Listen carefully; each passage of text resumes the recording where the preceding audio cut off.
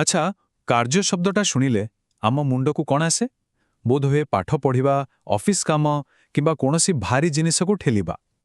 କିନ୍ତୁ ଯଦି କୁହାଯାଏ ଯେ ବର୍ତ୍ତମାନ ଆରାମରେ ବସି ଏହି କଥା ଶୁଣିବାଟା ବି ବିଜ୍ଞାନ ଆଖିରେ କୌଣସି କାମ ନୁହେଁ, ତାହେଲେ ଟିକେ ଆଶ୍ଚର୍ଯ୍ୟ ଲାଗୁଛି, ନୁହେଁ କି? ଏଇଟା ବାସ୍ତବରେ ବହୁତ ମଜାଦାର କଥା।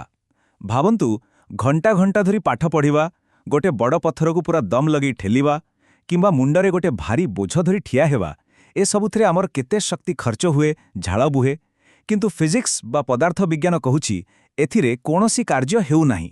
ତେବେ ଏଠି ଗୋଟେ ସିଧା ପ୍ରଶ୍ନ ଉଠୁଛି, ଏମିତି ବସିକି କିଛି ଦେଖିଲେ ବିଜ୍ଞାନ ଭାଷାରେ କ'ଣ କିଛି କାର୍ଯ୍ୟ ହୁଏ? ଏହାର ଉତ୍ତର ଜାଣିବାକୁ ହେଲେ ଆମକୁ କାର୍ଯ୍ୟର ପ୍ରକୃତ ବୈଜ୍ଞାନିକ ସଂଜ୍ଞା କ'ଣ, ତାହା ବୁଝିବାକୁ ପଡ଼ିବ। ହଉ, ତାହେଲେ ଚାଲନ୍ତୁ ବୁଝିବା ବିଜ୍ଞାନରେ କାର୍ଯ୍ୟ କହିଲେ ପ୍ରକୃତରେ କ'ଣ ବୁଝାଏ। ଆଉ ହଁ, ଆମେ ସାଧାରଣତଃ ଯାହା ଭାବୁ ଏହା ତାଠାରୁ ପୂରାପୂରି ଅଲଗା।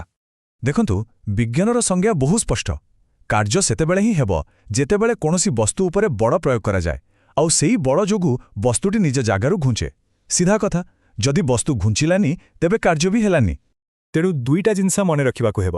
କଣ୍ଡିସନ ନମ୍ବର 1 ବଳ ପ୍ରୟୋଗ ହେବା ଦରକାର, ଆଉ କଣ୍ଡିସନ ନମ୍ବର 2 ବସ୍ତୁଟି ଘୁଞ୍ଚିବା ବି ଦରକାର। ଏ ଦୁଇଟା ଭିତରୁ ଯଦି ଗୋଟେ ବି ମିସ୍ ହେଲା, ତାହେଲେ ଫିଜିକ୍ସ ହିସାବରେ କାର୍ଯ୍ୟ ହେଉଛି 0। ଏବେ ଏଇଠି ଦେଖନ୍ତୁ, ଗାଡ଼ି ଟଣା ହେଉଛି, ବହି ଉଠାଯାଉଛି, ଏ ସବୁଥିରେ ଦୁଇଟା ଯାକ କଣ୍ଡିସନ ପୂରଣ ହେଉଛି। ବଳ ବି ଲାଗୁଛି ଆଉ ଜିନିଷଟା ଘୁଞ୍ଚୁ ବି ଅଛି। ତେଣୁ ହଁ, ଏଠି କାର୍ଯ୍ୟ ହେଉଛି। ହଉ, ତାହେଲେ କାର୍ଯ୍ୟ କ'ଣ ତ ଆମେ ବୁଝିଗଲେ, କିନ୍ତୁ କେତେ କାର୍ଯ୍ୟ ହେଉଛି ତାକୁ ମାପିବା କେମିତି? ଏବେ ଚାଲନ୍ତୁ ସେ ବିଷୟରେ ଜାଣିବା, ମାନେ ଏହାର ଗାଣିତିକ ଦିଗକୁ ଯିବା। ଏହାର ଫର୍ମୁଲା ବା ସୂତ୍ରଟା ବହୁତ ସିଧାସଳଖ। W ହେଉଛି କାର୍ଯ୍ୟ ବା ୱାର୍କ, F ହେଉଛି ବଳ ବା ଫୋର୍ସ, ଆଉ S ହେଉଛି ବିସ୍ଥାପନ ବା ଡିସପ୍ଲେସମେଣ୍ଟ। ତେଣୁ କାର୍ଯ୍ୟ ହେଉଛି ବଳ ଏବଂ ବିସ୍ଥାପନର ଗୁଣଫଳ। W = F × S। କେତେ ସହଜ ନୁହେଁ? ଆଚ୍ଛା, ଏବେ ଏହାର ଏକକ ବା ୟୁନିଟ୍ ବିଷୟରେ ଦେଖିବା। ମୁଖ୍ୟତଃ ଦୁଇଟା ସିଷ୍ଟମ ଚାଲେ। ଗୋଟେ ହେଲା SI ସିଷ୍ଟମ, ଯେଉଁଥିରେ ବଳକୁ ନ୍ୟୁଟନରେ, ଦୂରତାକୁ ମିଟରରେ ମାପନ୍ତି। ତେଣୁ କାର୍ଯ୍ୟର ଏକକ ହେଲା ଜୁଲ ଜେ। ଆଉ ଗୋଟେ ହେଲା CGS ସିଷ୍ଟମ।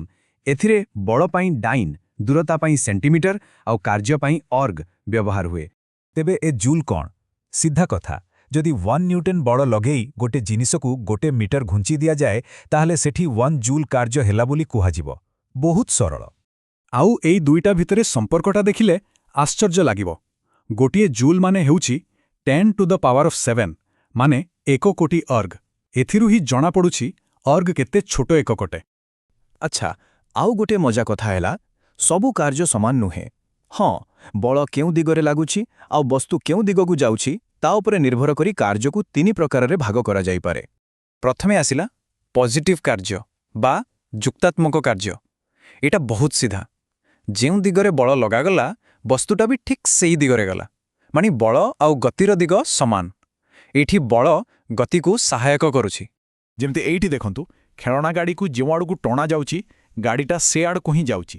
ଏଇଟା ହେଲା ପଜିଟିଭ ୱାର୍କର ଗୋଟେ ବଢ଼ିଆ ଉଦାହରଣ। ଏବେ ଆସିବା ନେଗେଟିଭ କାର୍ଯ୍ୟ ବା ବିୟଯୁକ୍ତାତ୍ମକ କାର୍ଯ୍ୟକୁ। ଏଠି କଥାଟା ପୁରା ଉଲ୍ଟା। ବସ୍ତୁ ଯେଉଁ ଦିଗରେ ଯାଉଛି, ବଳ ଠିକ୍ ତାର ବିପରୀତ ଦିଗରେ ଲାଗୁଛି। ସବୁଠୁ ଭଲ ଉଦାହରଣ ହେଲା ଘର୍ଷଣ ବଳ ବା ଫ୍ରିକ୍ସନ୍। ଗୋଟେ ଜିନିଷ ଆଗକୁ ଗଡ଼େଇକି ଯାଉଥିଲେ ଘର୍ଷଣ ତାକୁ ପଛକୁ ଟାଣେ, ତାର ଗତିକୁ କମ୍ କରିବାକୁ ଚେଷ୍ଟା କରେ। ଏଇଟା ହେଲା ନେଗେଟିଭ ୱାର୍କ।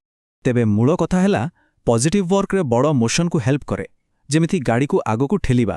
କିନ୍ତୁ ନେଗେଟିଭ ୱାର୍କରେ ବଳ ମୋଶନକୁ ବିରୋଧ କରେ, ଯେମିତି ଘର୍ଷଣ ଗୋଟେ ବ୍ୟାଗ୍ସକୁ ଧୀମା କରିଦିଏ। ଆଉ ଶେଷରେ ଆସିଲା ଜିରୋ ୱାର୍କ ବା ଶୂନ୍ୟ କାର୍ଯ୍ୟ। ଏଇଟା ଠିକ୍ ସେଇ କାନ୍ଥ ଠେଲିବା କଥା ପରି।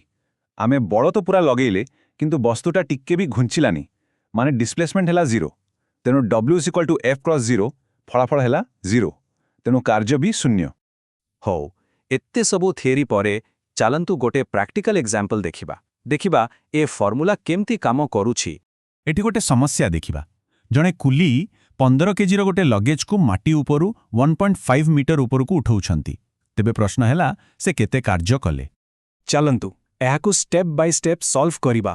ଆମ ପାଖରେ କ'ଣ କ'ଣ ଅଛି?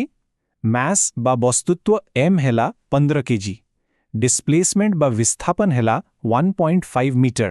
କିନ୍ତୁ ଫର୍ମୁଲା ପାଇଁ ଆମକୁ ଫୋର୍ସ F ଦରକାର। ଏଠି ଫୋର୍ସ ହେବ ମାସ୍ ଗୁଣନ G, ମାନେ ମାଧ୍ୟାକର୍ଷଣ ଜନିତ ତ୍ୱରଣ।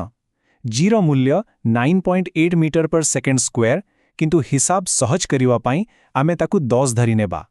ତେଣୁ ଫୋର୍ସ ହେଲା 15 କେଜି ଗୁଣନ 10 ମାନେ 150 ନ୍ୟୁଟନ। ଏବେ ବାସ୍ ଫର୍ମୁଲାରେ ପକେଇଦେବା W = F ଗୁଣନ S ମାନେ 150 ନ୍ୟୁଟନ ଗୁଣନ 1.5 ମିଟର। ଆଉ ଉତ୍ତର ବାହାରିଲା 225 ଜୁଲ୍। ଦେଖିଲେ ତ କେତେ ସହଜରେ ହିସାବ ହୋଇଗଲା। ତେଣୁ କୁଲି ଜଣକ 225 ଜୁଲ୍ର କାର୍ଯ୍ୟ କଲେ। ହେଲେ ଶେଷରେ ସେଇ ପ୍ରଥମ ପ୍ରଶ୍ନକୁ ଫେରିଯିବା। ଯଦି କାନ୍ଥ ଠେଲିବାରେ ୱାର୍କ ଡନ୍ 0, ତାହେଲେ ଆମ ଦେହରୁ ଏତେ ଝାଳ କାହିଁକି ବୁଏ? ଆମର ଏନର୍ଜି କୁଆଡ଼େ ଯାଏ? ଆଉ ଏହି ପ୍ରଶ୍ନ ହିଁ ଆମକୁ ଫିଜିକ୍ସର ଆଉ ଏକ ମଜାଦାର କନସେପ୍ଟ ଆଡ଼କୁ ନେଇଯାଏ, ଯାହାର ନାଁ ହେଉଛି ଶକ୍ତି ବା ଏନର୍ଜି। ଟିକେ ଭାବି ଦେଖନ୍ତୁ ତ,